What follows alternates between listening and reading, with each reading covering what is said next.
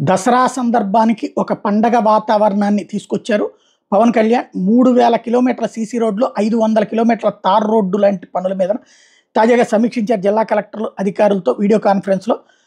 గ్రామాల్లో అభివృద్ధి పనులు శరవేగంగా మొదలు పెట్టాలి, ప్రతి పంచాయతీకి నిధుల సమస్య లేకుండా చూస్తున్నాం.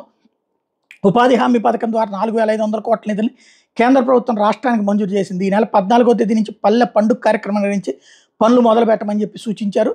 అదే సందర్భంలో రాష్ట్ర వ్యాప్తంగా ఉండేటటువంటి 13,326 పంచాయతీలు విప్లవాత్మక రీతిలో నిర్వహించిన గ్రామ సభలను ఆమోదించిన పనులు పల్లె పండుగ సందర్భంగా ప్రారంభించాలని పిలుపునిచ్చారు. 4,500 కోట్ల వ్యయంతో 30,000 పనులు మొదలుపెట్టేందుకు ఈ పల్లె పండుగ కార్యక్రమం రూపొందించాం.